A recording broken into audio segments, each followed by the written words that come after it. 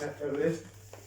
Se abre la reunión científica de esta Academia de Medicina y Cirugía de Cádiz para la defensa de los premios concedidos perteneciente al excelentísimo Colegio de Médicos de la provincia de Cádiz, en concreto el acceso al premio de este excelentísimo colegio y el premio excelentísimo Ayuntamiento de San Fernando. Iniciaremos la exposición por el acceso al premio del excelentísimo Colegio de Médicos de la provincia de Cádiz 2021, patrocinado por dicha corporación y convocado sobre el tema trabajo de investigación en ciencias biomédicas básicas.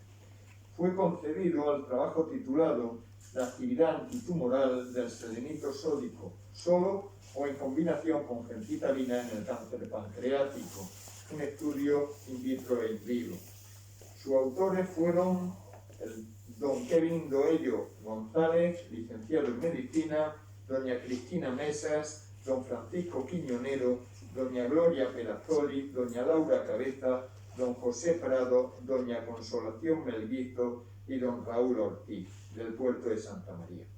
El premio le fue entregado en la apertura del curso académico realizada el día 27 de enero del 2022. Don Kevin Doello González va a tener a continuación la palabra para defender dicho premio.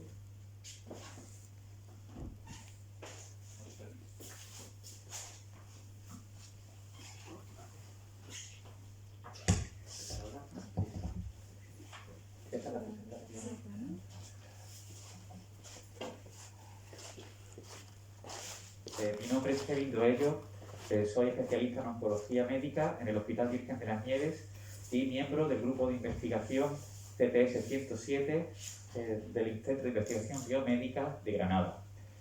Antes de empezar esta intervención, quería agradecer a la Real Academia de Medicina y Cirugía de Cádiz su reconocimiento y esta oportunidad, y asimismo agradecer a todas aquellas personas que durante estos años me han apoyado, mis padres, mis hermanos, mi pareja Cristina y a mis directores de tesis.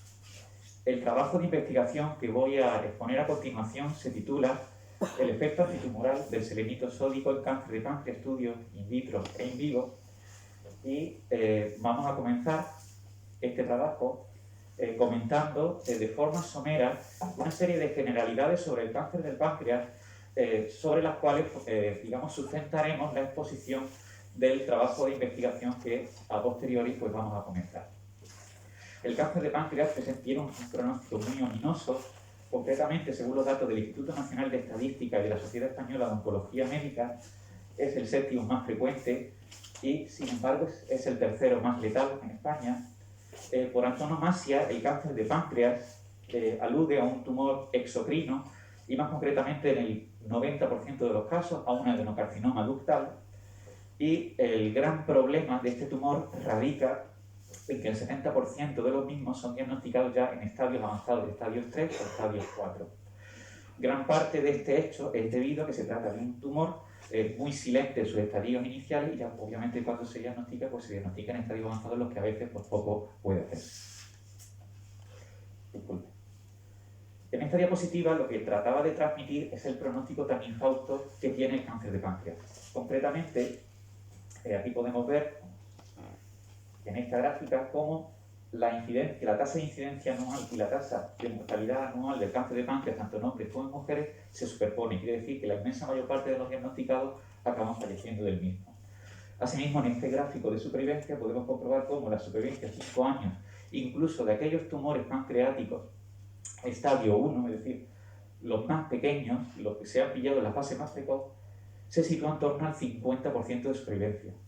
No hace falta decir que la supervivencia en el estadio 4 es de en torno a unos 9 o 11 meses de mediana. Sí, vamos a dar brevemente unas pinceladas históricas. El cáncer de páncreas, su descripción macroscópica inicial la debemos al anatomista Morgagni en el siglo XVIII, para posteriormente encontrarnos con la descripción histopatológica de Jacobo da Costa en el siglo XIX. Los tratamientos iniciales para el cáncer de páncreas fueron fundamentalmente quirúrgicos.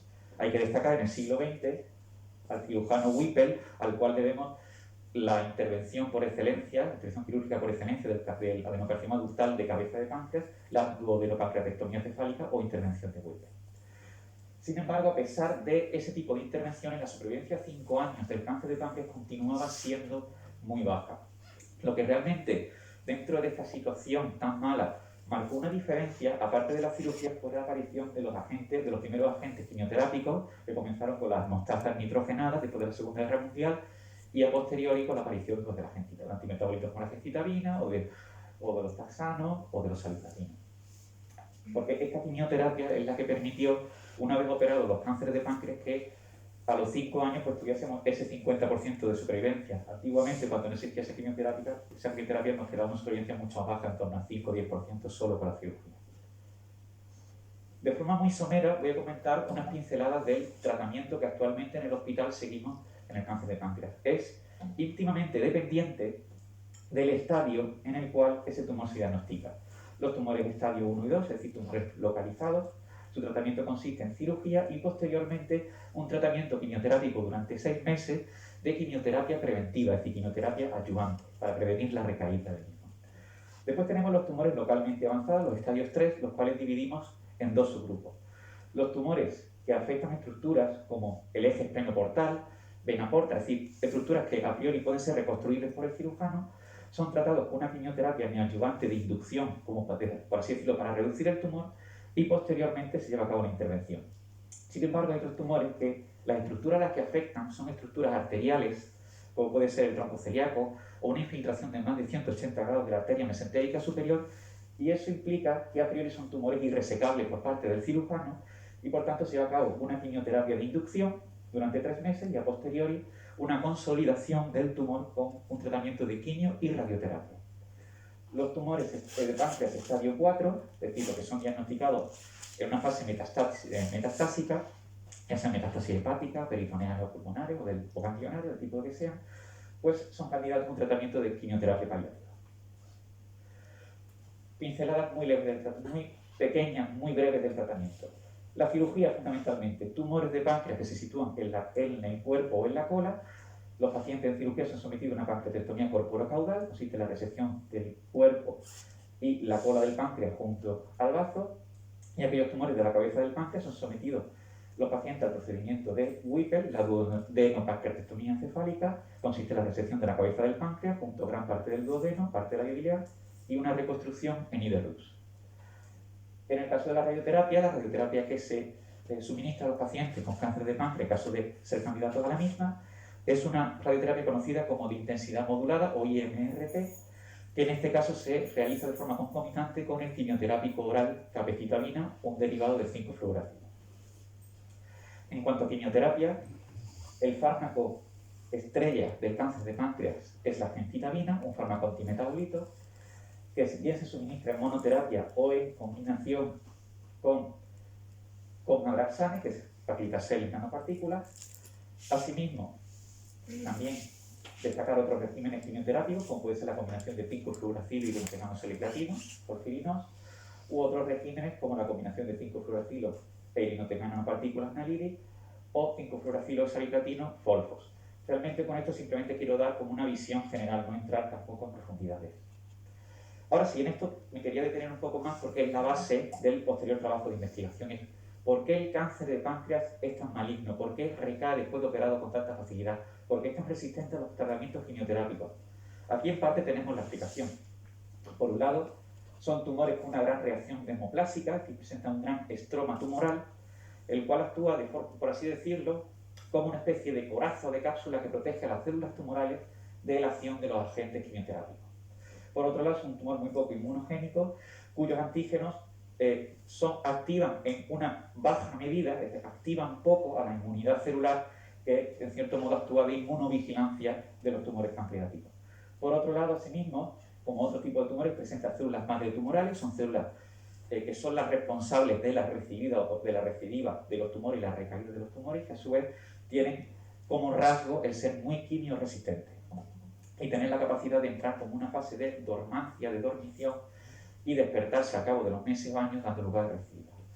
Y este punto es fundamental en el cáncer de páncreas para explicar por qué están resistentes a los tratamientos. La quimioresistencia, mediada sobre todo por un una proteína de membrana conocida como MRP, la cual expulsa desde el interior celular los fármacos quimioterápicos conjugados con glutatión.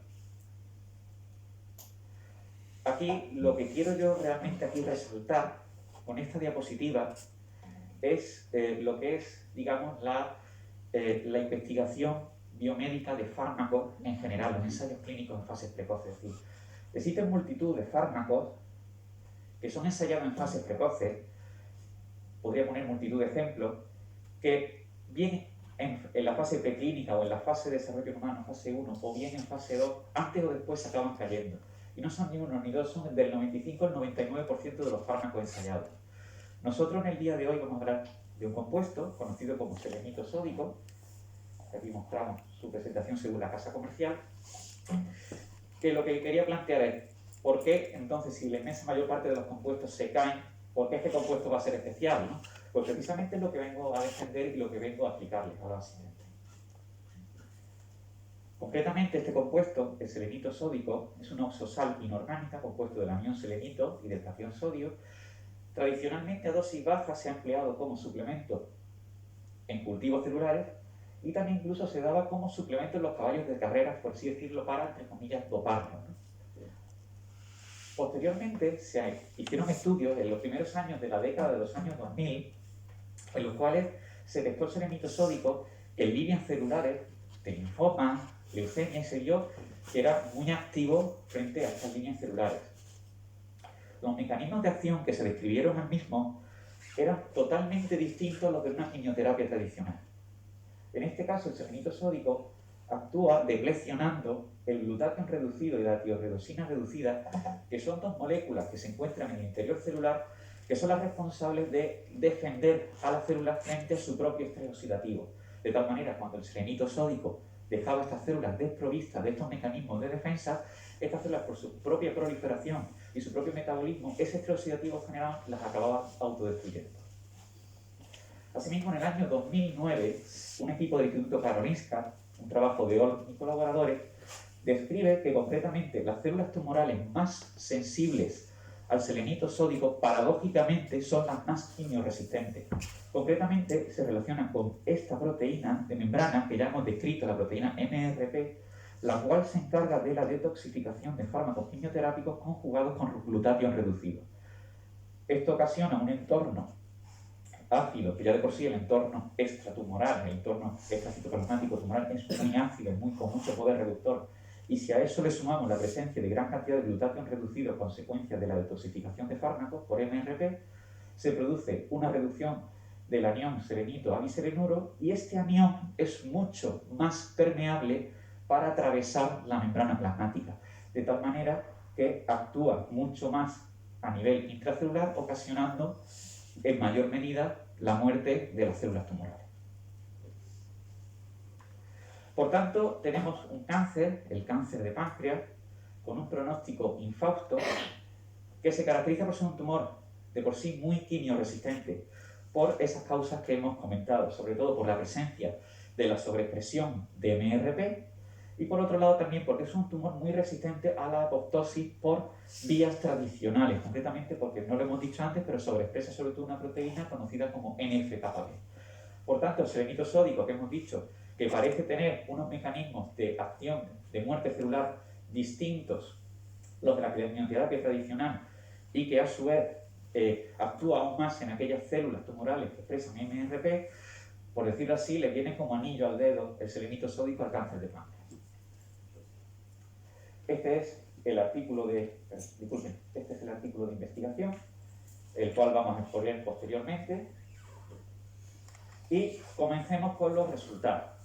Inicialmente, cuando llevamos a cabo este trabajo de investigación con el selenito sódico, llevamos a cabo un barrido en diferentes líneas celulares de diferentes tipos tumorales, entre los cuales se encontraba la línea PANC1 de adenocarcinoma pancreático humano, la cual pudimos comprobar cómo tenía una elevada sensibilidad al mismo. Para llevar a cabo estos estudios, sometimos líneas celulares tumorales que estaban en cultivo durante 72 horas selenito a distintos quimioterápicos que fuimos probando y a combinaciones de ambos, y posteriormente llevamos a cabo la tinción de estas placas con sulforrodamina B, que tiñen se unen a las proteínas básicas de membrana y llevamos a cabo la lectura de los resultados por espectrofotometría para obtener estos valores, la IC50.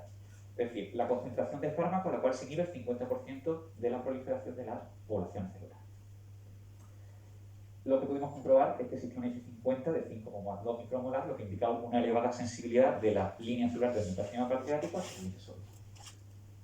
A posteriori nos centramos en el cáncer pancreático y pudimos comprobar tanto en la línea humana, que es la línea PAN1 de adenocarcinoma ductal pancreático humano, como también la línea PAN02, que es una línea de cáncer de páncreas, pero murina, es decir, de ratones. Pudimos comprobar que en ambas existía una elevada sensibilidad al selenito sódico in vitro, en una 5,6 micromolar y en otra 4,6 micromolar. Así que también llevamos a cabo estudios de la IC50 de la gencitabina por separado, y lo que pudimos comprobar también, hicimos estudios por DAPI para ver qué tipo de fragmentación presentaba el ADN de estas células cuando eran sometidas al selenito sódico, y comprobamos que había una cierta fragmentación del ADN, lo que hacía entrever que ahí había una muerte celular, por decirlo así, parecida a la apoptosis, apoptosis-like, pero realmente no era una apoptosis porque ya la bibliografía previa nos decía que el selenito sódico no activa la vía de la caspasa 3 cuando actúa, lo que está descrito por algunos autores, ¿no? Entonces, inicialmente, como he dicho, hicimos como un barrido del selenito sódico con algunas quimioterapias, y sobre todo lo que comprobamos que la quimioterapia con la cual funcionaba mejor el selenito sódico era la gencitabina, la quimioterapia del cáncer de páncreas. Por eso, obviamente, este estudio lo focalizamos y lo dirigimos en la dirección del cáncer de páncreas. Lo que pudimos comprobar era que cuando combinábamos el selenito sódico con el quimioterápico gencitabina, después de llevar a cabo un estudio también informático de esos datos de muerte celular, obtuvimos con un programa conocido como CompuSyn que la relación entre selenito sódico y la gencitabina era de sinergia entre ambos fármacos. Ambos fármacos se potenciaban mutuamente, lo cual vimos porque los índices de combinación por CompuSyn eran inferiores a 1. Lo que nos preguntamos era, ¿cómo el selenito sódico potencia la gencitabina? Esa era la gran pregunta. Pues bien, la respuesta parece que se encontraba también en su propio mecanismo de acción. El selenito sódico depresiona, como hemos dicho, la tiorredosina reducida. La tiorredosina está íntimamente relacionada con una proteína ASK1 que aumenta cuando se depresiona la tiorredosina reducida. Y ese aumento de ASK1 provoca la activación de una proteína de la vía tradicional de la apoptosis, P38, la cual es fosforilada y por tanto se activa. Esta P38 es la vía de apoptosis que utiliza la gencitabina para matar las células tumorales. Por tanto, es lógico pensar que si el selenito depresiona la tiorredosina e incrementa los niveles de la P38 activada, pues favorece obviamente la acción de la gencitabina. Esto lo demostramos con estos estudios de Western blot, tanto en la línea PAN1 como PAN02, donde comprobamos que de forma significativa la combinación de selenito y gencitabina aumentaba de forma sinérgica la expresión de la forma activada de la proteína P38. Y a posteriori hemos hablado de la combinación, de la potenciación de la quimio tradicional, de la potenciación de la gencitabina, pero ¿cómo diantres actúa el selenito sódico por sí solo? ¿Cómo provoca la muerte de la célula tumoral pancreática el selenito sódico por sí solo? Pues esta es la gran pregunta. Como hemos dicho, el selenito sódico parece que no activa la caspasa 3 y tiene un mecanismo de acción distinto a la quimioterapia tradicional. Entonces, lo que nos planteamos y lo que pudimos ver es que el selenito sódico parece que activa otro tipo de muerte celular conocida como muerte celular inducida por PARP, o también conocida como muerte celular PARP Thanatos, muerte celular inducida por el factor AIF o apoptosis inducing factor. Esto parece ser debido a que el selenito sódico, como depresiona las proteínas que protegen del estrés oxidativo, ocasiona que la célula poco a poco se vaya autodestruyendo, acumulando daños en su material genético, lo que hace actuar mucho a la proteína PARP, que provoca una muerte celular por un sistema conocido como escisión de bases, y eso provoca que esa proteína PARP libere una serie de colas de poli-ADP ribosa, que son las que migran a la mitocondria, liberan a ese factor que hemos hablado, ese factor conocido como AIF, que aquí podemos verlo, y al liberar a ese AIF, el AIF migra al núcleo y provoca la fragmentación del material genético entrando en la célula en un proceso de muerte celular. Lo pudimos comprobar por inmunofluorescencia, en la cual, en esta tinción por inmunofluorescencia, pudimos comprobar cómo las células tratadas con selenito sódico podemos comprobar una tinción inmunofluorescente en el núcleo de esa proteína AIF, lo que indica una activación de esta ruta de muerte celular, lo cual no se ve en las muestras controles ni en las que se han tratado solo con gencitabina. Asimismo, utilizamos un inhibidor de PAC, concretamente esta molécula conocida como benzamida, y pudimos comprobar que al utilizarlo se perdía también esa inmunotinción, esa translocación de IF de la mitocondria del núcleo, se perdía cuando se combinaba el selenito con la benzamida. Lo que nos apoyaba aún más que parece ser que esta ruta de muerte celular estaba implicada en la muerte celular producida por el selenito sódico en las células de cáncer de páncreas.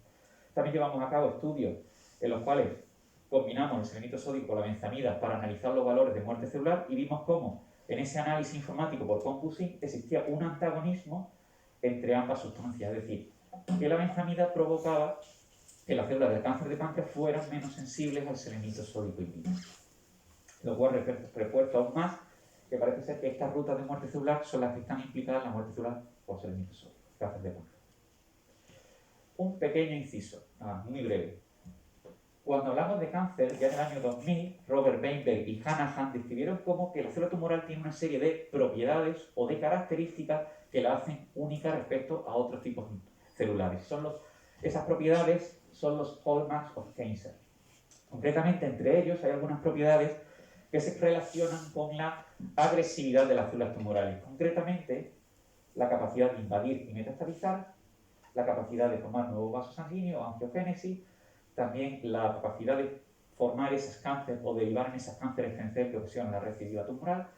Y por tanto, lo que vamos a hacer a continuación es mostrar los estudios que hemos llevado a cabo para comprobar cómo el selenito sódico actúa sobre las células de cáncer de páncreas, pero a nivel de estos parámetros de agresividad.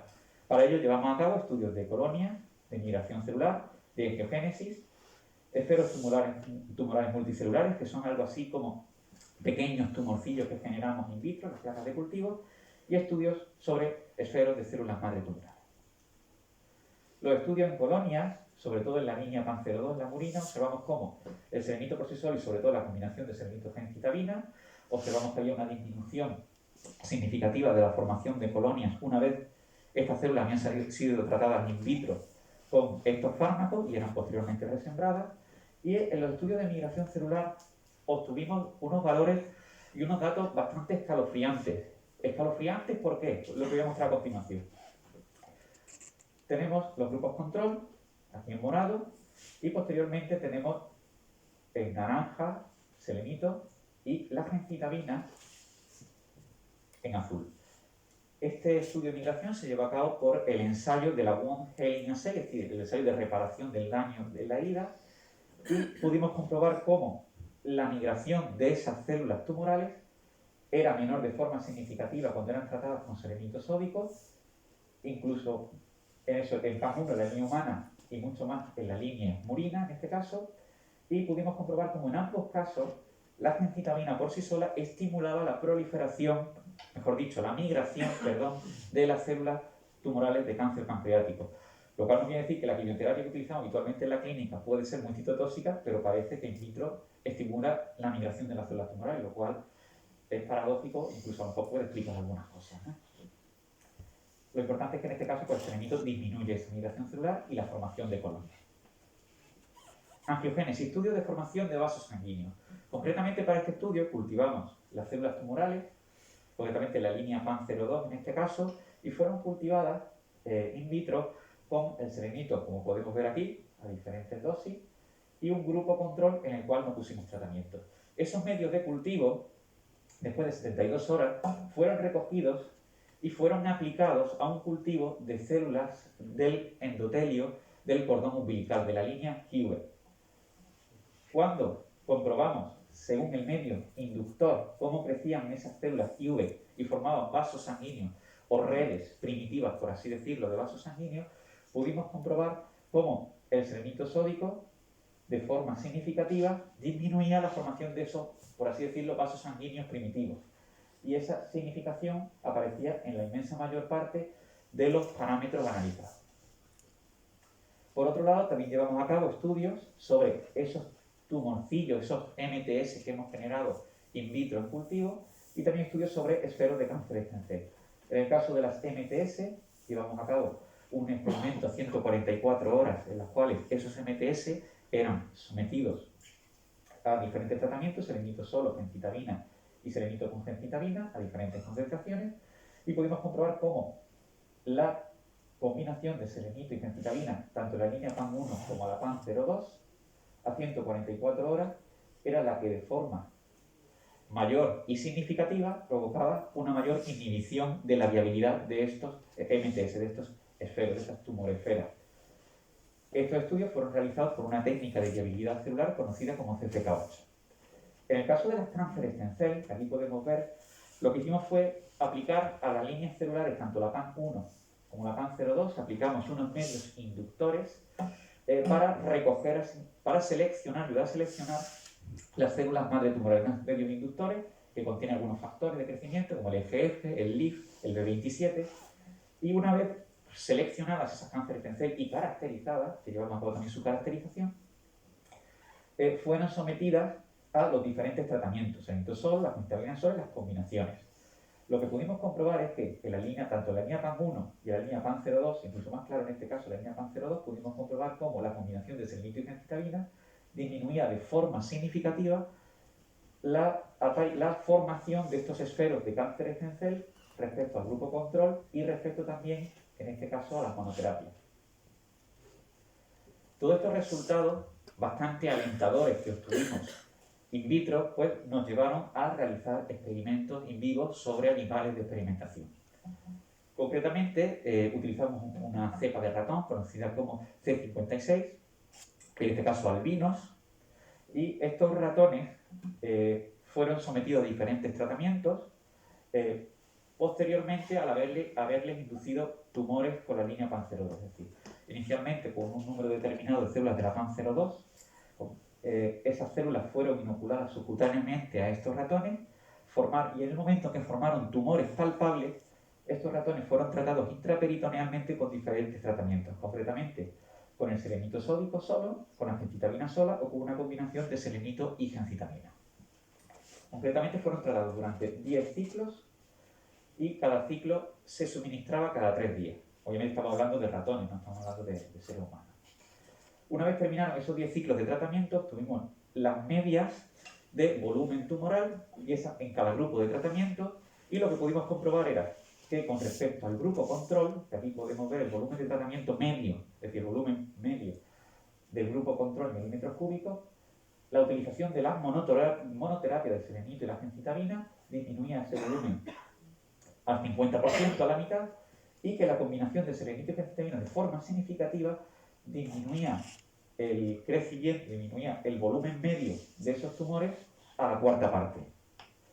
Lo que también hay que destacar de aquí es que la combinación de selenito y gencitabina es extremadamente activa, pero también que el selenito sódico solo presenta una actividad, en este caso, similar a la que tendría la quimioterapia que actualmente utilizamos en la clínica, que es la gencitabina. Asimismo, los estudios de velocidad de crecimiento tumoral también eran significativamente menores en los grupos de tratamiento y aún menores y significativamente menores respecto a la monoterapia en el caso de la combinación de selenito y gencitabina. Llevamos a cabo también estudios de supervivencia de los ratones. Concretamente comprobamos que los grupos de tratamiento presentaban de forma significativa una mayor supervivencia respecto a los controles y concretamente en el grupo de selenito más gencitabina también se observa una tendencia a la existencia de una mayor supervivencia de los ratones. Esta técnica, aquí podemos observar, es una técnica muy parecida, por así decirlo, en su fundamento, a la realización de un PET, es decir, la realización de una tomografía por emisión de positrones. Concretamente porque utilizamos una glucosa, en este caso es una glucosa marcada, pero no con un isótopo radiactivo, sino una glucosa marcada con un fluoróforo. Estos ratones pues, fueron analizados con una maquinaria conocida como IBIS Spectrum, y lo que pudimos ver es que después de los 10 ciclos de tratamiento, en el grupo de selenito y gencitabina, la captación por esta técnica, la captación de glucosa por parte de los tumores era significativamente menor respecto al grupo control y a los grupos de las monoterapias.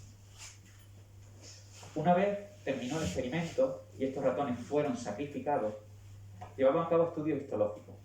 En este caso, llevamos a cabo estudios histológicos por la adición de hematoxilina y eosina, donde comprobamos también otra vez datos escalofriantes. ¿Por qué digo datos escalofriantes? ¿Por qué? Porque mientras que con el selenito sódico observamos amplias áreas acidófilas, concretamente que se corresponden con áreas de necrosis, en el caso de la gencitabina se observaba una intensa angiogénesis tumoral que no observamos tanto en los grupos control. Algo así como la fencitabina, que hemos visto que estimula la migración de las células tumorales, parecía también estimular la angiogénesis en los tumores. Estos datos fueron corroborados por la tinción pentacrómica y llevamos a cabo también estudios de inmunofluorescencia sobre muestras de parafina para dos marcadores, el Ki67, que es un marcador de proliferación celular, y MMP9, que es una megatoroproteinasa que está muy expresada en el cáncer de páncreas y que se relaciona con su agresividad y su invasividad.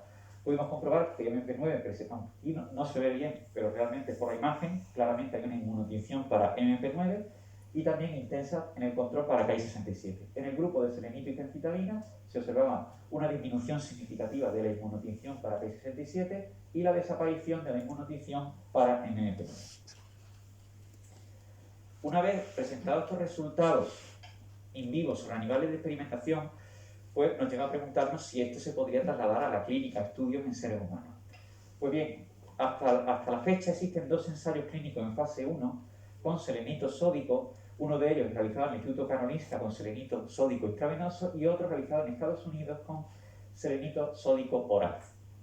El que realizaron con selenito sódico intravenoso confirma que una dosis de selenito diaria de 10,2 miligramos metro cuadrado alcanzaba una dosis plasmática, mejor dicho, unas concentraciones plasmáticas de selenito sódico que se encuentran entre los 15 micromolar y los 25 micromolar. Son dosis incluso más altas que las IC50 que hemos comentado en los estudios in vitro. Asimismo, lo cual quiere decir que podríamos alcanzar concentraciones plasmáticas incluso superiores a las que son activas in vitro, lo cual es extremadamente positivo, sin efectos secundarios destacables, ojo, sobre los pacientes. En el ensayo clínico fase 1, la formulación que mejor funcionó fue la de 16,5 miligramos 2 veces al día, de forma continua todos los días, y se comprobó cómo aquí la concentración está en nanogramos mililitros, pues yo obviamente he hecho la conversión, y esta concentración se corresponde a una concentración plasmática de selenito sódico de entre 3 y 5 micromolar, que también el selenito oral administrado alcanzaría una dosis plasmática que a priori, por los resultados vistos en cultivos, serían activas con unos efectos secundarios mínimos sobre los pacientes.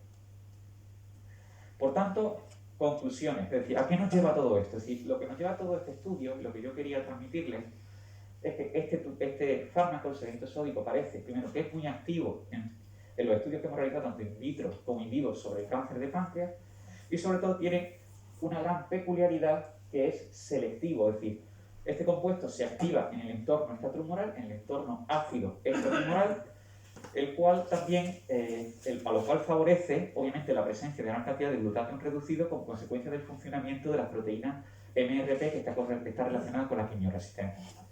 Asimismo, activa un mecanismo de muerte celular completamente distinto a la quimioterapia tradicional y completamente, por tanto, ajeno a los mecanismos típicos de resistencia que tienen las células tumorales a la quimioterapia, y concretamente la PARP Thanatos o muerte celular inducida por IF.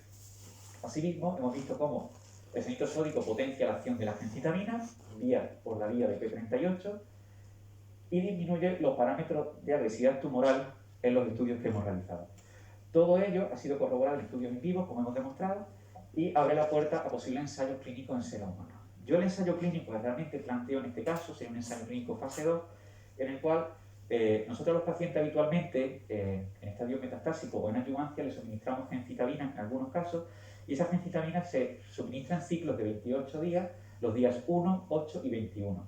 La idea del ensayo sería pautar la fencitabina de este modo y esas 3 primeras semanas de tratamiento pautar el selenito oral, que ha demostrado una dosis plasmática de entre 3 y 5 micromolar, para intentar inducir de algún modo así sinergia con la fencitabina y suministrar durante esas 3 semanas esa dosis de 16,5 miligramos 2 veces al día de forma continua. Y ese, digamos, sería el planteamiento pues, que yo haría.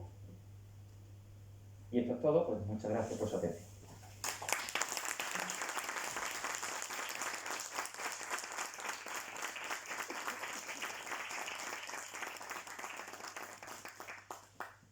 Qué lindo ellos. Acérquese, por favor.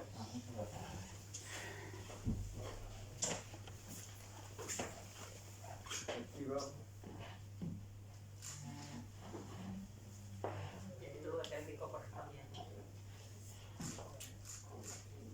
la certificación para usted, para el resto de autores de trabajo. Bien.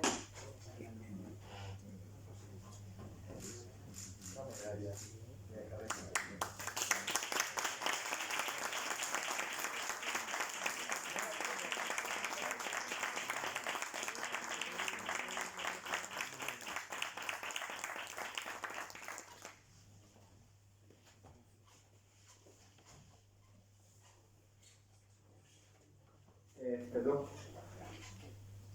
Incorpórese a la mesa, por favor.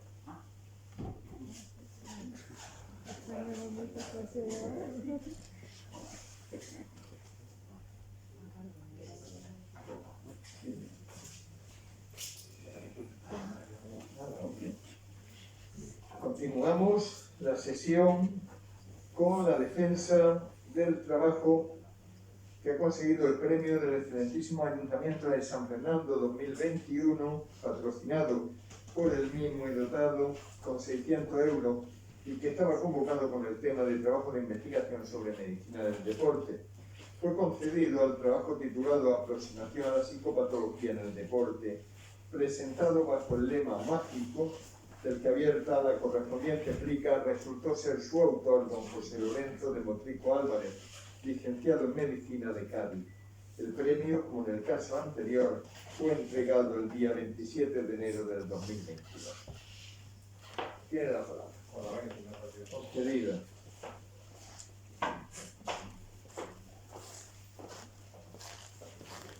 Excelentísimos y ilustrísimos señores académicos, señoras y señores, muchísimas gracias por vuestra presencia aquí y procedemos a hablar del deporte como una cosa, una constante en nuestra vida permanente, y doy gracias a la academia, le dedico este trabajo fundamentalmente a la academia, a los profesores que tanto me han enseñado, que me siguen enseñando, y a mi mujer, Rosa Treviani, que es una verdadera enciclopedia de deporte.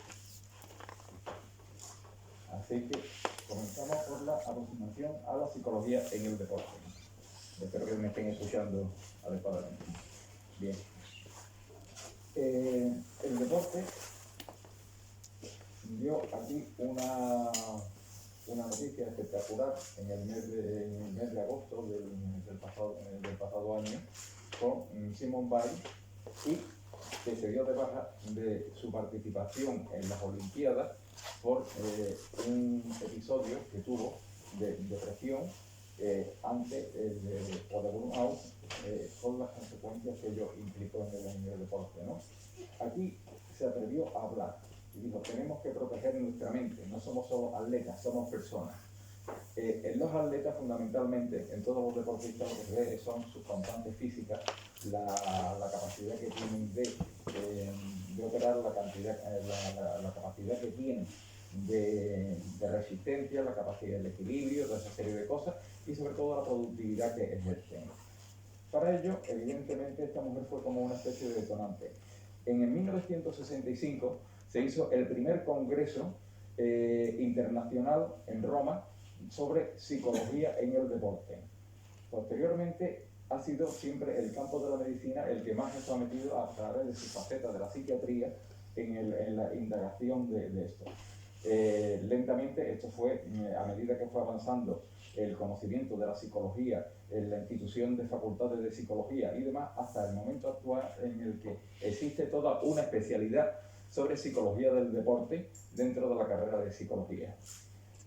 Aquí voy a dar una aproximación a la psicopatología en el deporte, fundamentalmente para los médicos, que los médicos, a los primeros que acuden el deportista en el momento en que se encuentra malamente, la mayoría de las ocasiones con somatizaciones de sus procesos mentales, van a ser al médico con las somatizaciones correspondientes.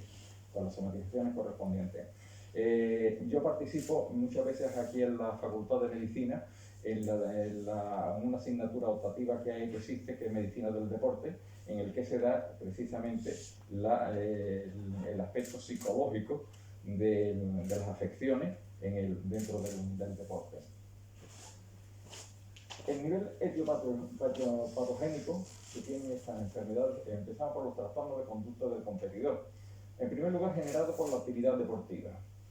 Está la actividad deportiva que genera esas diversas sensaciones, como iremos viendo nosotros ahora a continuación, ¿no? En segundo, no generado por la actividad deportiva. Entonces ya entramos en la terminología psiquiátrica general. Aquí, concretamente, podemos ver nivel predisponente, el trastorno de conducta del competidor generado por la actividad deportiva, con patología psíquica subyacente con personalidad premórbida. Aquí tenemos a la persona que tiene un tipo de personalidad y ese tipo de personalidad la predispone a que actúe en el momento del deporte con cualquier confrontación, con cualquier incidencia que haya en el campo deportivo, a que aparezca el cuadro clínico correspondiente. Y sin patología psíquica subyacente. ¿Qué ocurre aquí? Que no hay patología psíquica subyacente, pero que las circunstancias deportivas pueden condicionar la aparición del cuadro psicopatológico. Breuer dijo de que para analizar la psicopatología en el deporte hacían falta, en primer lugar, ver las circunstancias en las que el deportista desarrollaba su actividad. Era una de ellas. En segundo lugar, ver cómo esas circunstancias podían condicionar la aparición del cuadro. Y en tercer lugar, que para el tratamiento de dicho cuadro había que ver el deporte que estaba haciendo, las circunstancias en las que se había desarrollado y las particularidades del contexto. Nivel sindrómico. Aquí le hago a ustedes una relación que iremos lentamente desarrollando. En primer lugar, trastorno de la conducta del competidor sin patología psíquica subyacente generada por la actividad deportiva. Tenemos comportamientos límites o cuasi normales. En los comportamientos límites o cuasi normales estamos en personas que son normales, que están dentro del desarrollo de una actividad deportiva completamente normal, pero por distintas circunstancias que pueden ser agresividad por parte del contrario, agresividad por parte del público, agresividad por... estoy hablando de un factor determinante y un denominador común que muchas veces que es la agresividad que se produce. Aquí tenemos un comportamiento límite en un momento concreto o que es casi normal. Conductas neuróticas de evitación del conflicto en deportes de alto rendimiento. Esto lo veremos a continuación. Y entonces son conductas neuróticas que podrían tener un concepto subyacente dentro de la personalidad del deportista y o bien motivada por y que aflora en el momento del desarrollo de su actividad deportiva. Fundamentalmente aquí suelen ser tres tipos de conceptos. Una son las somatizaciones, otras veces son la repetición de un proceso interno que tenga y la tercera es la evitación. Síndrome en relación con el rendimiento deportivo. Aquí tiene mucho que ver qué es lo que se le exige al deportista. Aquí está en confabulación con la necesidad del club, con la necesidad con la exigencia ajena al deportista. Exigencia del club, exigencia de la afición, exigencia del contexto deportivo en el que se desarrolla, etcétera, etcétera. Síndrome en relación con la competitividad. Y aquí entramos ya en factores estrictamente económicos. Por ejemplo, que el club le exige un determinado comportamiento al deportista, etcétera, etcétera, que son factores que influyen también en eso. Alteraciones en la alimentación. Muchos de los deportistas cuidan exhaustivamente la alimentación, incluso llegando a niveles patológicos. Síndromes por modificación del nivel bajo de actividad. Concretamente, casi la mayoría de estos síndromes suelen ser neurológicos. Síndromes psicoorgánicos, como por ejemplo pueden ocurrir con los boxeadores, en el momento en que cualquier lesión que se produzca le motiva una alteración en la conducta al deportista. Y otras modificaciones anormales de patrones de conducta del deportista en relación con su preparación en el rendimiento deportivo, por ejemplo, la relación que pueden tener con el entrenador, con la afición, etcétera, etcétera, con la exigencia del club. Nivel clínico 1. Conductas neuróticas de evitación del conflicto en el deporte, sobre todo de alto rendimiento. Primero, hipocondríacas. Son alteraciones monosintomáticas. Muchas veces me duele aquí, me duele en un punto concreto, es una lesión concreta y siempre focalizan en ese punto su alteración. Distímica y depresiva. Aquí el deportista no da rendimiento. Estoy cansado, cada vez estoy más cansado, no tengo motivación, realmente yo no sirvo para esto, etcétera, etcétera, etcétera. Fóbica. En la fóbica, evidentemente, todos conocemos, por ejemplo, casos de deportistas que por su componente neurótico fóbico esto es subyacente, le dan miedo a volar, a trasladarse de un sitio a otro, a salir de un contexto, por ejemplo, familiar o habitual dentro de su estatus, y varía mucho su competitividad en el momento que lo sacan de su contexto. Eso, por ejemplo, entraría dentro de este cuadro.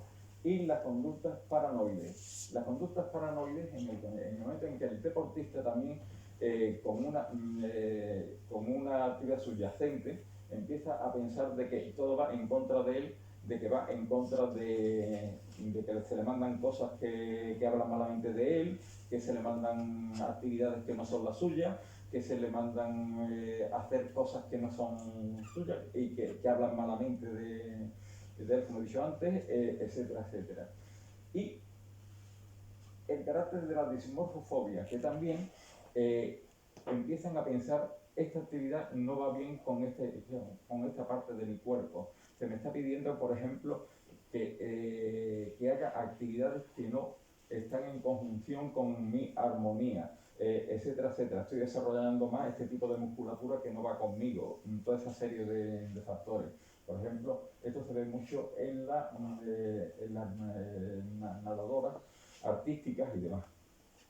Negativista, de negación, de comienzo de rendimientos por lesionales. Aquí, las negativistas, en la negación, empezamos a ver cuando determinadas lesiones que padecen los deportistas se repiten incansablemente. Y se repiten incansablemente. Entonces, hacen siempre y tienen un cierto temor, incluso fóbico, a desarrollar algunas actividades porque puede dar lugar a que aparezca determinado tipo de lesiones. Repetitiva de análisis del conflicto. Repetitiva de análisis del conflicto, aquí estamos hablando de las conductas neuróticas de evitación. Tengo un conflicto, a esto se va a repetir. Por ejemplo, hemos hecho referencia antes a los que tienen miedo a volar. Hace poco había un jugador de fútbol que le costaba Dios y ayuda al desplazarse de un sitio a otro y ha tenido que ir, ponerse en tratamiento para combatir esa fobia a volar, a desplazarse, etcétera, etcétera. Nivel clínico 2. Síndrome en relación con el rendimiento deportivo. Síndrome del temor al fracaso, en forma aguda. Esto lo podemos ver en muchos jugadores que tienen, yo a eso no me atrevo, a hacer eso que se me está pidiendo no me atrevo, no seré capaz de desarrollarlo, no seré capaz de efectuarlo, y entonces es una forma aguda del temor al fracaso. Y forma crónica, el síndrome delirante del campeón, en el que el campeón necesita pues toda una serie de requisitos y de puntualizaciones para poder desarrollar su labor, porque tiene un miedo horroroso a su fracaso, a la imagen ya formada, a que eso se pueda venir abajo por determinadas circunstancias. Síndrome de temor al éxito, la naifobia. Es una depresión reactiva al éxito. Son personas que temen mucho llegar al éxito. Este tipo de factores se pueden dar también, no solamente en el deporte, sino en otra serie de actividades humanas. El síndrome del temor al éxito, la naifobia, la depresión reactiva al éxito, es que si yo alcanzo un determinado nivel, la gente cuando me vea aparecer va a tener esa exigencia de que yo llegue a ese punto. Y al no poder llegar a ese punto tengo mucho miedo a triunfar en eso, a decir que soy capaz de hacer esto, porque tengo el temor inconsciente de no saber si voy a poder conseguirlo siempre. No tengo esa seguridad en mí mismo de poder decir yo soy capaz de efectuarlo. O en segundo plano, aceptar, digamos, el fracaso que uno tiene ante determinadas situaciones. Ahora lo he hecho, ahora no he podido hacerlo. Tenemos la inhibición reactiva ante el éxito. Esta es muy curiosa porque se da en personas, y todos lo habremos notado, o conoceremos a alguien, de que empieza muy bien, por ejemplo, a hacer una carrera, o empieza muy bien con estudios, o empieza muy bien a hacer una determinada serie de funciones, y esas funciones, a medida que van alcanzando un determinado éxito, va disminuyendo la persona. Y va disminuyendo, y dice, no, si ha empezado así, si ha empezado con ese potencial, si ha empezado con esa capacidad, ¿cómo ahora se me está viniendo abajo? Y es que realmente es el temor al éxito, es el temor a poder demostrar esto.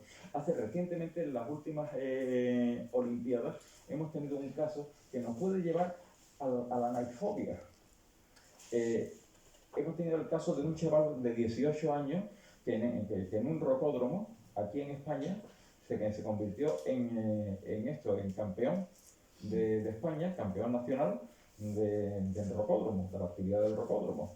Y el hombre pues se fue a las Olimpiadas como el que le había tocado un premio. Me voy a las Olimpiadas, dije yo voy a quedar el último, pero me lo ha pasado divinamente en Japón, no sé qué, no sé cuánto, y tuvo la grandísima desgracia, entre comillas, de ser medalla de oro. ¿Qué le ocurre a ese hombre ahora? ¿Cómo le va a cambiar la vida a ese hombre ahora? A partir de ahora ya no es un juego para él. Él jugaba al rocódromo. Ahora se ha convertido en toda una actividad. Ahora se ha convertido en un nivel de exigencia similar a los de Simone Biles, cuando ésta consiguió 5 medallas de oro y que se exigía que en la Olimpiada de Japón tenía que conseguir de nuevo un ranking suficientemente equivalente. Este chico, que ahora se ha venido con una medalla de oro en su actividad, va a tener evidentemente que enfrentarse a la preparación física, a una serie de exigencias ya profesionales, etcétera, etcétera, y al decir si conseguiste esto en las Olimpiadas anteriores te tienes que preparar porque tienes que superar. No es que quieras, es cambiar el verbo querer por el verbo tener que. ¿De acuerdo? Síndrome de la desesperanza aprendida en el rendimiento. Esto tenemos caso clarísimo, no voy a particularizar. Esto, evidentemente, a medida que uno avanza en una competición, como por ejemplo puede ser la liga de fútbol, empiezan a perder partidos. Y no estoy señalando a nadie. Empiezan a perder partidos. Y entonces, ante el próximo partido, ¿cuál es la sensación que tiene esa persona? ¿Cuál es esa persona, esos deportistas? Si he venido fracasando, si he venido, si me han ganado siempre, si he ido perdiendo, ¿cuál va a ser la próxima? Es el síndrome de desesperanza aprendida en el rendimiento. Ansia morbosa de rendimiento. Y aquí el ansia morbosa de rendimiento, aquí yo tengo que ser el mejor, yo me tengo que preparar, yo me tengo que hacer lo que sea, ¿qué puedo hacer para hacerlo? Incluso fuera de lo legal, fuera de lo normal. Y aquí tenemos dos cosas muy corrientes, el hipertropismo, que es por ejemplo la alteración de la alimentación. Son aquellos deportistas que evidentemente son unos verdaderos expertos, más que los endocrinos, en todo lo que deben de comer, lo que no deben de comer, que si nada más que debo de comer hidratos de carbono, que si las proteínas, que si no sé qué, que si no sé cuánto, y son puntuales en toda esta serie de cosas hasta límites patológicos, límites verdaderamente patológicos. Y después el hipergonotropismo. El hipergonotropismo, evidentemente, son verdaderas farmacias andando porque se ponen hormonas, se ponen de todo, con el fin de testosterona, se ponen lo que sea, con el fin de desarrollar una determinada musculatura, unas alteraciones hormonales, etc. Continuamos con el nivel clínico 3, síndrome en relación con la competitividad, como he hecho referencia antes. Conducta agresiva límite. Conductas agresivas al límite se pueden desarrollar, y aquí estamos hablando de la agresividad. La agresividad puede ser tanto verbal como física. La agresividad puede tener también un componente de persecución de un objetivo. Me voy a poner agresivo para conseguir esto, y entonces voy a provocar esa agresividad. La agresividad puede ser reactiva, y puede ser reactiva en el momento en que uno te mete un codazo, te hace lo que sea, y entonces uno salta y le responde adecuadamente. Bien, conductas agresivas neuróticas. Aquí yo me acuerdo, por ejemplo, en conducta agresiva al límite, no sé si ustedes se acordarán de este jugador que fue después entrenador del Real Madrid, que en su Zidane, que en su despedida era el último partido que jugaba, se retiraba y entró en colisión con otro jugador de un equipo que le insultó a su madre, le insultó a no sé quién, a su mujer o quien fuera, y el otro le partió la cara en pleno campeonato y fue expulsado del campo. Eso fue una conducta agresiva al límite. Este hombre no tenía ninguna reacción agresiva ni tenía una conducta agresiva, pero evidentemente fue provocado y fue una respuesta. Conductas agresivas neuróticas, estas ya son otra serie de cosas.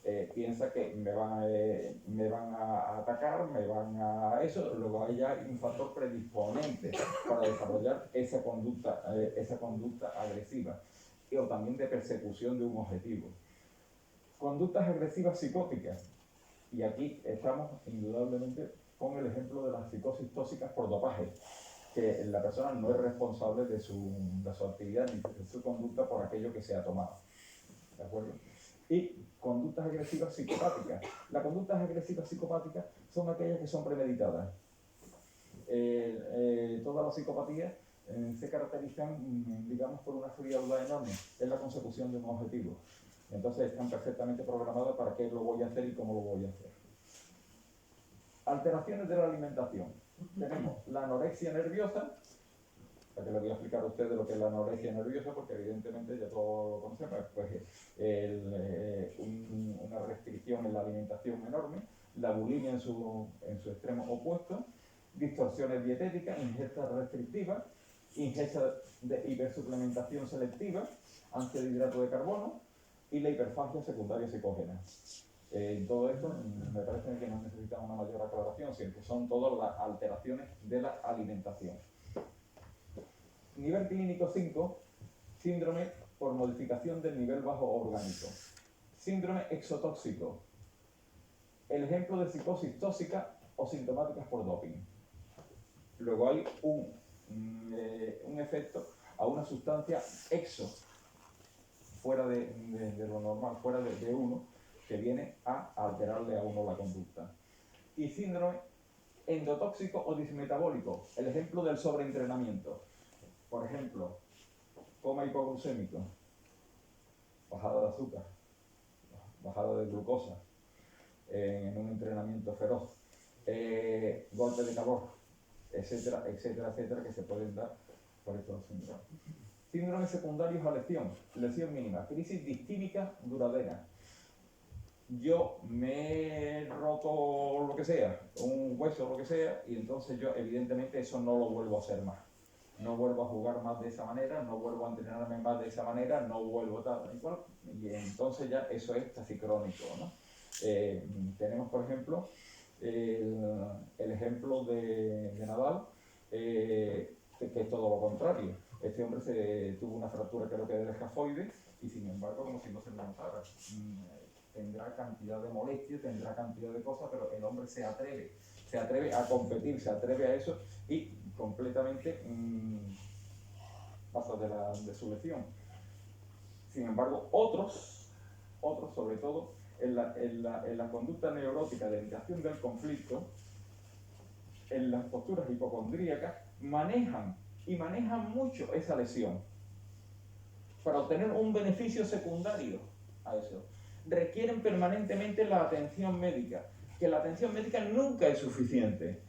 Necesitan siempre una atención sobrevalorada del médico, una atención muy duradera, permanentemente estable del médico, y mucho cuidadito con eso. Y no me vaya a mandar eso porque me puede pasar lo otro. Y además, petición de innumerables pruebas. Me duele aquí, ¿está usted seguro de que con una radiografía tengo bastante? No sería necesario hacerme un TAC, no sería necesario hacerme una resonancia, no sería hacerme necesario, hasta que uno ya ha agotado, ya no sabe uno ya qué hacer con esto. Lesión grave. Denegación de análisis del conflicto. Aquí estamos hablando de la conducta neurótica de evitación del conflicto, en el que aquí el paciente no quiere tratamiento, y digo el paciente, el deportista afectado no quiere tratamiento y trata de evitarlo. Ha hecho lo que nosotros denominamos una coraza neurótica, que son una serie de mecanismos de defensa para evitar que nos adentremos en qué es lo que le está sucediendo. Distimias reactivas, que son depresiones reactivas a cualquier lesión que haya sufrido, a cualquier circunstancia que le haya afectado. Cronificación psíquica de la lesión. Esto es lo que llamamos una cicatriz psíquica. Me ha pasado algo jugando, me he partido, me he roto, me ha pasado esto, no vuelvo a hacerlo. Y es una cicatriz que se le queda permanentemente. La cicatriz psíquica. Nivel clínico sexto, el síndrome psicoorgánico, ejemplo de la encefalopatía traumática crónica, como ya hacía referencia antes, en el boxeo, que puede ser que quede afectado por un golpe o por lo que sea. Esto hemos visto, o tenemos en mente, a boxeadores que se han quedado verdaderamente afectados por lesiones que han contraído en el curso de su devenir profesional. Otras modificaciones normales de conducta están los trastornos de la conducta en relación con la interacción entrenador-entrenado. Esto es fundamental. No es lo mismo un entrenador que dé ánimo, que dé esperanza. Antes hablamos del síndrome de la desesperanza. Sí, hay un entrenador que a mí me hacía gracia, no voy a citar nombres, que cuando se ganaba un partido era porque era gracias a él, por la distribución que había hecho de los jugadores, por todo eso. Cuando se perdía un partido era a causa de los jugadores que no habían seguido sus instrucciones. Nunca cuando se ganaba un partido era gracias a los jugadores, sino siempre era gracias a él. Cuando se perdía el partido era por culpa de los jugadores, no por culpa suya. Entonces, ¿eso qué es lo que hace? Eso establece una relación entrenador-entrenado, pues francamente mal. Aquí estamos que en algunos de ellos se pueden comportar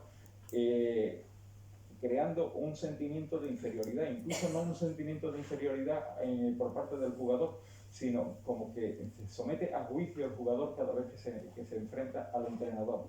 En vez de ser, digamos, psicoanalíticamente, una especie de padre que apoye al entrenado y que le pueda expresar cuáles son sus necesidades. Trastorno de la conducta en relación con el grupo deportivo, equipo, y los demás actores del contexto deportivo, el árbitro, los directivos, etc. Aquí, indudablemente, son los conflictos de la relación de grupos. Incluso se hace terapia de grupo. Los grandes equipos hacen terapia de grupo para ver la interrelación que existen entre los jugadores, de forma de que no se establezcan conflictos entre ellos. Yo me acuerdo de que aquí se trajo a unos jugadores del Sevilla, a esta facultad se trajeron a unos jugadores del Sevilla en la asignatura que estoy hablando de medicina del deporte, y me dijeron que el equipo de psicología del Sevilla lo componían 7 psicólogos. Entonces se hacían tres tipos de terapia o de actividad psicológica. Una de ellas era en relación con el grupo, otra era en relación con el jugador concreto, y otra era de terapia de la evitación del conflicto. Eran 3 tipos diferentes de terapia. Era, por ejemplo, la terapia que se hacía en relación con el grupo, una terapia de grupo en la que estarían los conflictos existentes que podían existir entre los distintos jugadores, como puede ser la envidia, como puede ser el complejo de superioridad, el complejo de inferioridad, como muchos factores que intervienen en la dinámica de grupo. Otra era con analizar un conflicto que tenga un jugador concretamente, y otro es en la personalidad del jugador que necesitaba terapia o asistencia, incluso por factores ajenos a la actividad del club o a la actividad del grupo. Trastornos de la conducta en relación con las drogas de ocio: alcohol, nicotina, marihuana, cocaína, heroína, etcétera, etcétera, etcétera. Todos los que vemos los medios informativos y demás, no es extraño ver a veces que dicen tal equipo han suspendido a los jugadores porque se llevaron a cabo una juerga en el que corrió el alcohol, y otra serie de factores que indudablemente pueden alterar posteriormente su actividad profesional. y trastornos de las pautas habituales del comportamiento sexual. Aquí pues 3/4 de lo mismo que con los trastornos de la conducta en relación con las drogas y el ocio. Todos tenemos en cabeza a un jugador de golf que ha sido uno de los principales jugadores de golf del mundo y que sin embargo tenía una actividad sexual tan desmesurada y tan extraordinaria que le llevó a un extremo de decadencia enorme. Y aquí voy a hablar de los síndromes psicopatológicos paradigmáticos en el deporte. Ya digo que esto es toda una especialidad dentro del campo de la psicología. Y aquí me limito a hacer una exposición de todo lo referido anteriormente, pero con ejemplos más prácticos. El trauma de la oportunidad perdida, por ejemplo. Esto es muy frecuente. Si por responsabilidad del jugador se produce la pérdida de una importante ocasión favorable, se puede producir un síndrome caracterizado por la inseguridad y autodesconfianza. Por ejemplo, tiene que tirar un penalti en que se determina en momentos finales de un partido si el equipo va a permanecer en primera división o va a bajar a segunda división. Y ese jugador falla el penalti.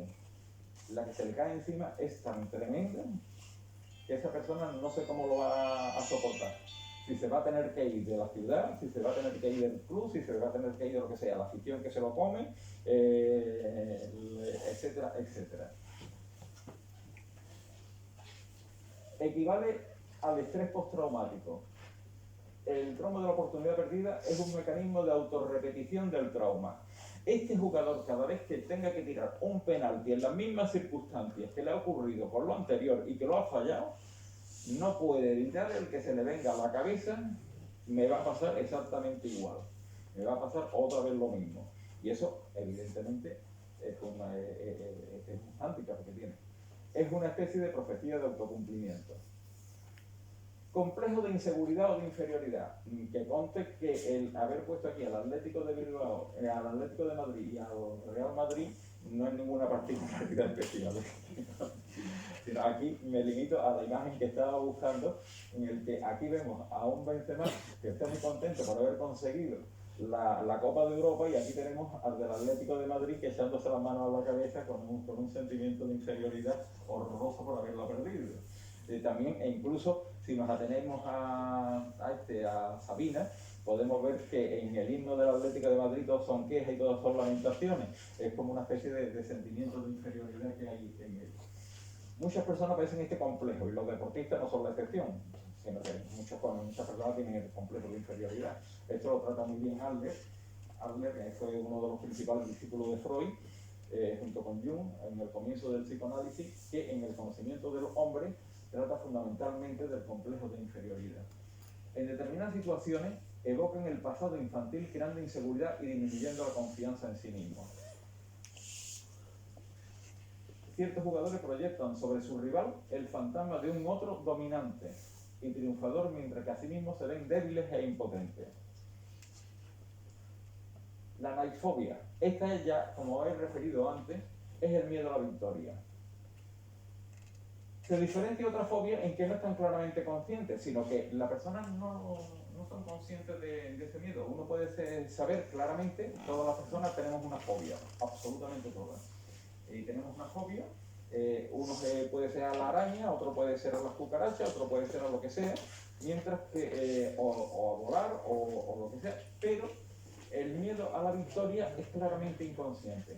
Pero a medida de que se van acercando a la victoria, estas personas son cada vez menos productivas, no se atreven a hacerlo. Quizás por lo que decía antes, de que si llego a la victoria, el nivel de exigencia que se va a producir ante mí va a ser superior a mis propias capacidades. Es empezar a dudar de la propia capacidad de uno. Bien. Tendencia a las lesiones.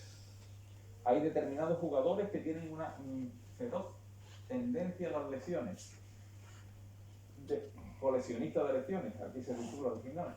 Deportistas que reinciden o rodan en lesiones que el médico no puede atribuir a ninguna deficiencia fisiológica o muscular. Coleccionistas de lesiones. En la cabeza de todo hay un jugador, aún en activo, de que tiene uno de los índices de mayor cantidad de lesiones durante su contrato y de peor número de horas jugadas.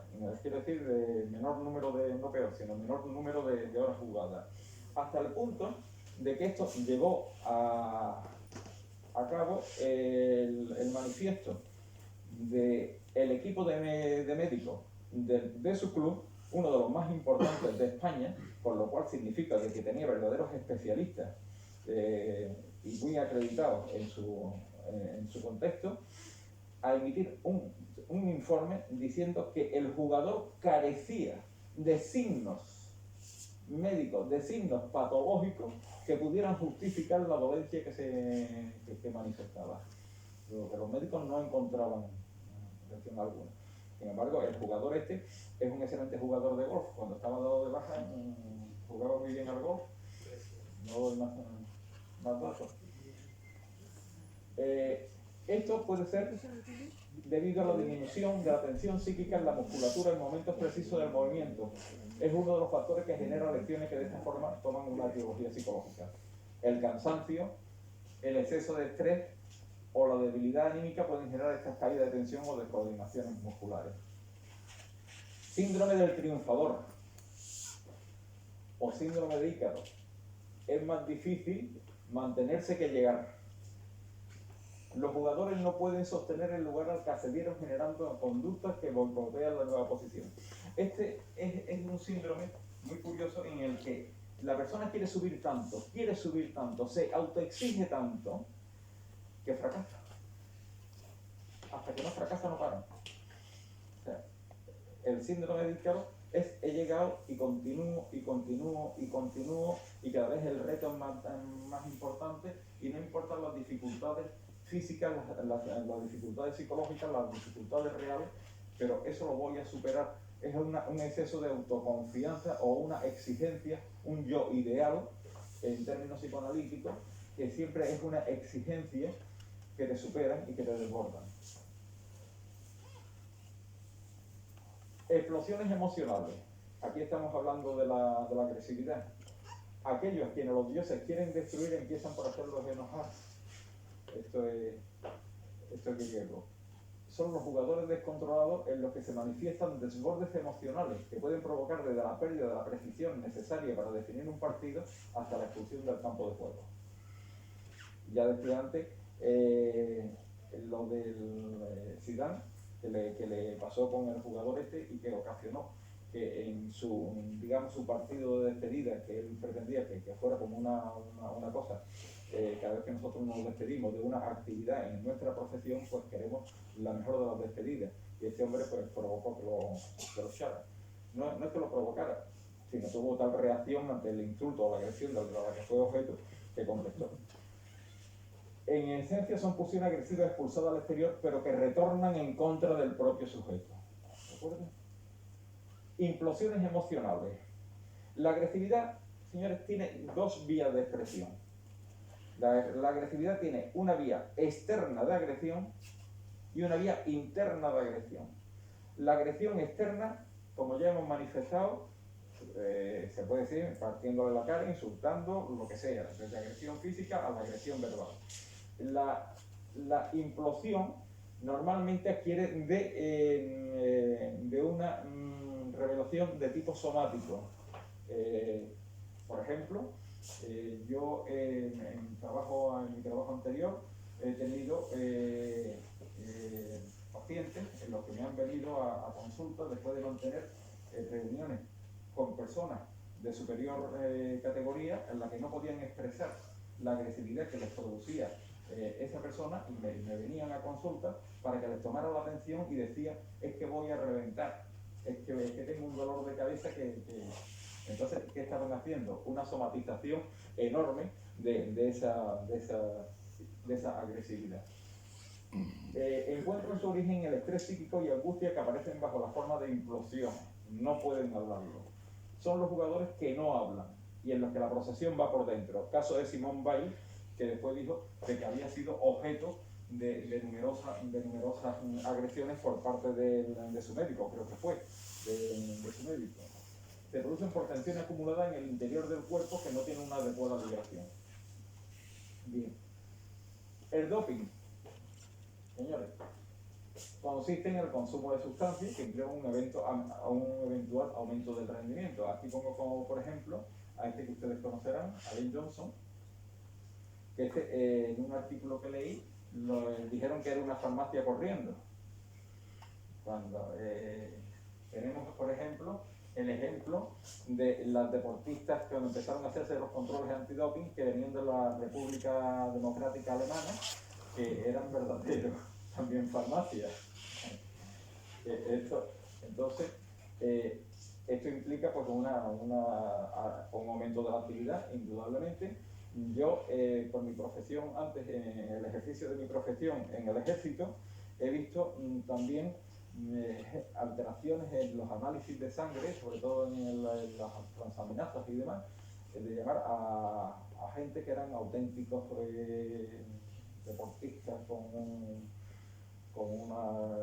una aparente fuerza y toda esa serie de cosas, y es que se ponían testosterona, se ponían no sé qué, las proteínas, no sé qué. Digo, pues te están machacando el hígado. Era actitudes. Ahora, eso sí, corrían todo lo que querían y todo nada, ¿no? Estos deportistas buscan conscientemente el éxito. En realidad son búsquedas inconscientes de fracaso, ya que generan antidoping positivo con gran resonancia mediática. Esto es cuando esto se ve. Ahora mismo creo que ha habido el caso de una deportista en los Juegos de Invierno en China que ha dado positivo en el doping, y entonces era rusa y resulta de que esto ha resonado a nivel internacional, constituyendo así una gran fuente de autoboicot. Síndrome del jugador retirado. Y vamos terminando. La situación de la vida deportiva puede crear una gran crisis en algunos jugadores que no estaban preparados para ello. Pueden sentir una gran soledad y pérdida de la autoestima. En algunos casos suelen presentarse conductas autodestructivas, como alcoholismo, adicciones, accidentes automovilísticos graves, problemas financieros o delitos como encarcelamiento. Aquí tenemos, y por último, me parece, a Nadal, que se puede decir que es todo lo contrario. Lograr aquello que has soñado te hace feliz, pero sobre todo te hace feliz recordar el esfuerzo empleado para lograrlo. Es todo lo contrario. Señores, muchas gracias por su atención.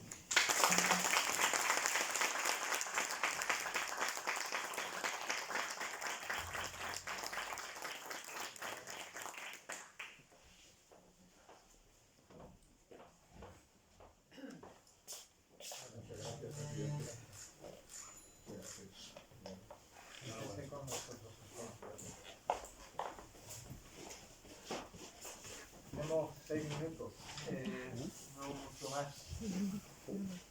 Si les parece, pasamos a hacer algunas preguntas, lamentablemente pocas, a uno u otro de los ponentes de esta noche. Profesor González Infante. Con la mayor brevedad posible, yo quiero felicitar a ambos ponentes por lo interesante de sus intervenciones. Pero quizás por una cierta formación profesional me voy a dirigir fundamentalmente al doctor Motrico para hacer algún comentario en relación con lo que él nos acaba de presentar. Felicitarlo, lógicamente, porque hace una aportación importante desde un punto de vista muy novedoso al campo de la psicopatología dentro del deporte. Siempre en el deporte se considera como un factor fundamental de tipo terapéutico, pero a veces resulta que el propio deporte puede ser un elemento que incida sobre ciertas personalidades, creando dificultades y extraordinarios problemas de cara al futuro de esas personas. Piense que el deporte se ejerce generalmente durante una época casi juvenil y puede tener una repercusión importante si no hay una estructura de personalidad conveniente de cara a una actividad deportiva propiamente. Yo creo que hay dos estructuras de personalidad que tienen una trascendencia importante en el campo deportivo. Una es la personalidad narcisista y otra la personalidad perfeccionista. No voy a entrar en ello porque no tenemos tiempo y por supuesto es un tema fundamentalmente de nuestro ponente y no mío el que tenga que hacer abordaje. Yo recuerdo que lo que se tenía en cuenta desde la perspectiva del deporte en el campo de la psicopatología ha sido algo que usted ha tocado en interés, que ha sido concretamente lo que se conocía con el nombre de demencia pugilística. La demencia pugilística, que la ha tocado, ha sido un psicosíndrome orgánico cerebral originado a consecuencia de los múltiples golpes reiterados en el tiempo que se iban produciendo al deportista, en este caso al púgil, y que daba lugar, lógicamente, a la aparición de un cuadro demencial, pero un cuadro demencial terrible a veces.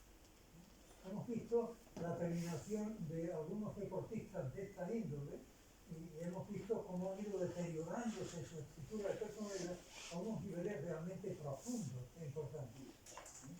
Por tanto, estos serían los elementos o rasgos fundamentales que, a mi juicio, usted ha traído muy bien y sobre todo ha hecho aportación de un montón de otros cuadros de la perspectiva psicopatológica que merece la pena tenerlos en cuenta, por supuesto, y felicitarles.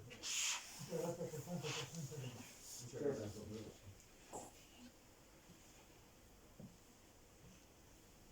Yo tendría dos preguntas al doctor Coelho y de Democrito. Yo me dedico a la medicina deportiva y sí es cierto que sí hemos detectado en los últimos años un gran problema en las redes sociales. Los futbolistas, sobre todo, que están cerca siempre de la fama, no gestionan bien las críticas negativas, destructivas, y la verdad que se abrió la veda hace años y la verdad que casi cualquier comentario llega a chavales con 16, 18, 20 años. Al respecto, no sé qué piensas, porque la verdad que la gestión dentro de un club es compleja, puesto que no tienen todavía la madurez suficiente como para asumir esas críticas y afectan a la competición. Muchas gracias, doctor González.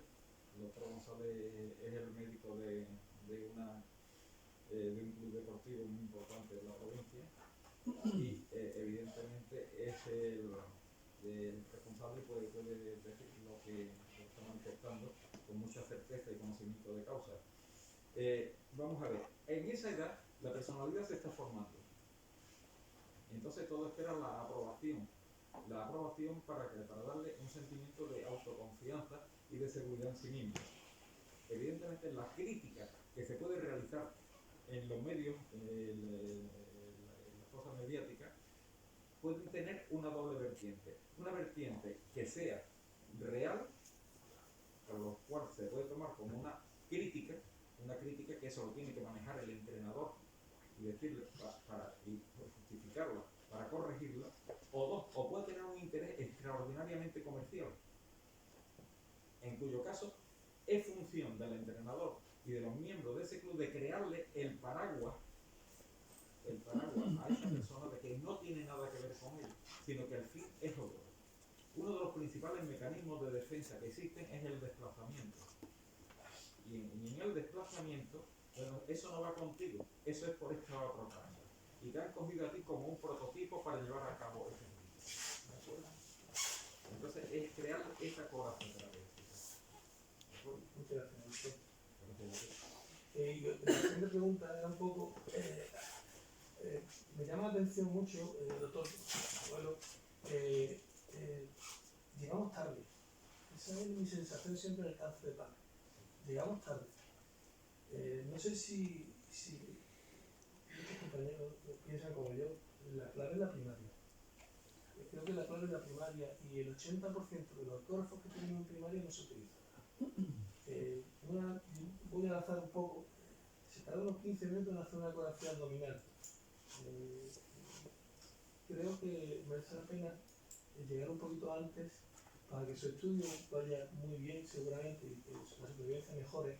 Estamos al 50% en estadio 1 o 2, si no recuerdo mal. La clave sería quitar ese embalaje de los ecógrafos, formar a la gente en primaria y que le llegue mucho antes los pacientes, que es la clave para mejorar su supervivencia. Creo que ahí sería un gran avance y por lo menos intentar que su estudio fuera genial, pero desde estadios 1 o 2. Sería, yo creo que la clave. Y me ha encantado su estudio, la verdad que es genial.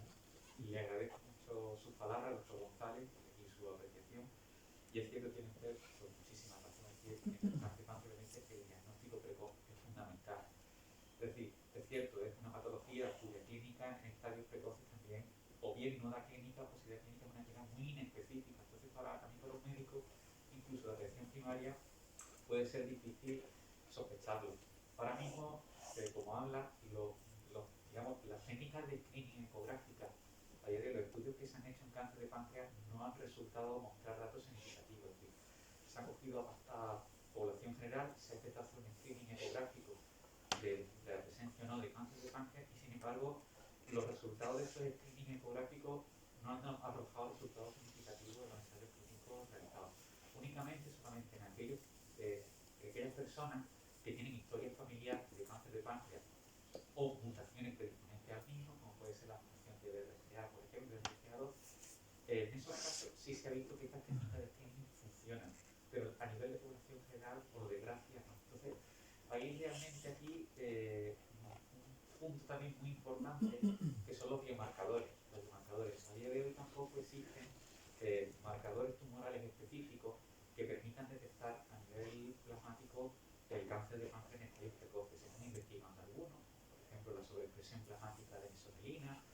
Hay algunos que van en camino, o incluso estudios que incluso nosotros hemos realizado con algunos digamos, a la presión de algunos genes por RNA, analizado en sangre, algunos genes, puede ser IRAS4 o entre otros, ¿no? Pero realmente a día de hoy todavía no hemos dado ni con un marcador sérico, ni por desgracia las técnicas ecográficas a día de hoy en los ensayos clínicos que han realizado tampoco han arrojado el ser efectivas en la detección precoz del cáncer de páncreas. Pues ya nos gustaría, ya no. Una última pregunta. Con respecto a la intervención que ha tenido lugar. Cuando dice que el screening no está dando resultados importantes, hay que tener en cuenta la incidencia del carcinoma de páncreas en una población global. Porque no podemos esperar es que en el ambulatorio tal o en el centro de salud tal tengamos una incidencia importante de carcinoma de páncreas menos que se ve. Yo creo que ahí es donde está la decisión. Y lo que sí sería conveniente, como bien ha dicho el doctor González, los ecógrafos se desembarazan. Pero no solamente desembalar los ecógrafos, sino hacer verdaderamente una medicina primaria que no sea la expedición de la receta, que es lo que normalmente se hace. Porque ¿cuántos pacientes van al centro de salud donde hay un ecógrafo y a nadie se le ocurre hacer una ecografía? No por el carcinoma de páncreas, sino por la litiasis, por el hígado graso, etcétera, etcétera, etcétera. Y no se hace. Con lo cual, en definitiva, estamos encareciendo después una medicina privada. Pero para eso, este país, y antes estábamos hablando de Mirón y yo sobre salió ocasionalmente este tema. Es decir, la sanidad española se nos ha vendido durante mucho tiempo que es la sanidad mejor del mundo. Eso es una mentira política, hecha por los políticos. Aquí necesitamos, como estábamos de acuerdo, estructura, que son hospitales, personal y dedicación de ese personal. Nadie puede creer que en ese horario de mañana nosotros vamos a recorrer el mundo. Y en esos hospitales que se pintan, se ponen luces, pero no llegamos. O sea que estamos totalmente de acuerdo, pero quería incidir en que precisamente el screening tiene que estar en relación con el número de casos. Quiero recordar que el páncreas me parece a mí que anda entre 2.000 casos anuales en España. Entonces, que le toque a uno un carcinoma de páncreas, no a uno como paciente, sino al médico, pues es realmente difícil. Pero hay que hacer. Muchas gracias. Estoy completamente de acuerdo con usted. Yo, de hecho, en mi hospital soy uno de los grandes defensores que incluso los oncólogos deberíamos tener un ecógrafo de planta. Claro. Y aún así soy un gran defensor de la ecografía de la atención primaria. Que hoy, de hecho, incluso en mis ratos libres, una de las cosas que me gusta aprender es ecografía, de hecho. Lo veo como que un fonendoscopio del futuro. ¿No? Estoy completamente de acuerdo con usted. Lo único, mi experiencia como oncólogo, lo que me dicen es también que el diagnóstico de cáncer de páncreas es un tumor escurridizo. Un tumor escurridizo ya no solo porque simplemente soy precoz que no da ninguna clínica que te haga sospechar, sino cuando ya el paciente tiene clínica y a veces el paciente tiene que ingresar a cargo de medicina interna, no tiene a veces opinión, pacientes que se detectan tumores de origen desconocido, muchas veces al final resulta que son histologías de cáncer de páncreas y realmente el tumor que hay en el páncreas es minúsculo. Quiere decir que incluso a lo mejor un ecógrafo en un screening podría incluso pasarse, es decir, realmente todo esto requiere una vuelta de tuerca, es decir, hay que mejorar sobre todo en el tema de los biomarcadores, en el tema de pruebas de imagen de screening, es decir, no solo es por desgracia, a mí me gustaría a mí que fuese de otra forma, pero no todo es por desgracia el utilizar o no un ecógrafo de servicio primario, sino son más cosas, sobre todo el carácter escurridizo que tiene el tumor de páncreas, que muchas veces incluso cuando dos metástasis primarias no lo detectan los pelos. Entonces,